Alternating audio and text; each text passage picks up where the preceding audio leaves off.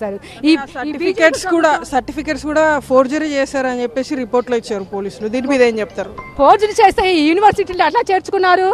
కళ్ళు నాకు ఇంకా బూతులు వచ్చేస్తున్నాయి. కళ్ళు ఎవరన్నా ఇదేనయా?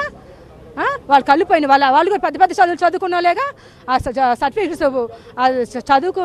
చదువుకున్న ఆ సర్టిఫికెట్స్ ఫేక్ అయినాయి మామూలు అయినాయి తెలీదా? అంత మెరిట్ స్టూడెంట్ వాళ్ళది ఎట్లాగా ఫేక్ అని నాకు చెబుతారు?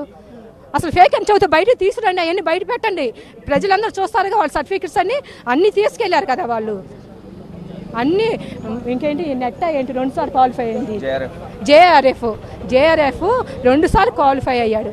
వీసీ అప్పారావు కూడా క్వాలిఫై అవ్వలేదు, ఒక్కసారి చదవలేదు. ఇప్పుడు ఇంకో అంశం కూడా తెర మీదకి వస్తుంది. అంటే ఇప్పటి వరకు వాడుకోకుండా నా కొడుకు వచ్చాడు, జనరల్లో వచ్చాడు, మెరిట్గా పాస్ అయ్యి జనరల్లో వచ్చాడు.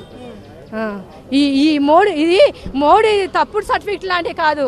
చాయ్ వాలానని నేను గేట్ కాడ నిలబడతాను, నేను ఇండియా గేట్ కాడ కుక్కలా కాపలా ఉంటానని చెప్పేసి గెలిచాడు మోడీ తెచ్చిన.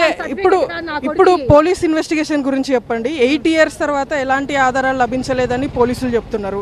సో పోలీసులకి మీరు ఏం చెప్పదలుచుకున్నారు? అంటే 8 years లో మిమ్మల్ని ఎప్పుడన్నా పిలిచారా ఈ కేసులో? వాళ్ళు అడిగినటువంటి వివరాలను మీరు ఇచ్చారు. మీడియా వాళ్ళు మీరు అడగాల, ఎన్నిసార్లు ఆమెను పిలిచారు, ఎన్నిసార్లు ఎంక్వైరీ చేశారని మీరు అడగాల.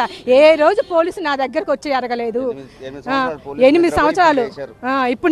ఇప్పుడు బీజేపీ వాళ్ళు ఒక తంతే పోలీసులు లేచి ఇప్పుడు రిపోర్ట్ సబ్మిట్ చేశారనమాట. ఇప్పుడు దాకా నిద్రపోయిన వాళ్ళు ఇప్పుడు లేచారు. అది చాలా తప్పు, పోలీసులు కూడా అనుభవిస్తారు. చాలా తప్పుడు కేసు. ఆ పోలీసులకి బుద్ధి లేదు.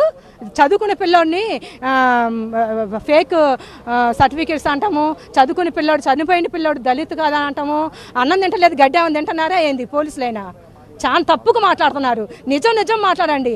మీరు వాళ్ళ దగ్గర జీతాలు తీసుకుంటారా అని అనుకుంటున్నారేమో. అవన్నీ మేము ఇచ్చిన డబ్బులు, వాళ్ళని సొంతగా బీజేపీ వాళ్ళ జోబులో నుంచి ఇవ్వాల. జీతాలు తీసుకుంటే వాళ్ళ వైపునే మాట్లాడాల్సిన అవసరం లేదు. నిజాయితీగా మాట్లాడండి.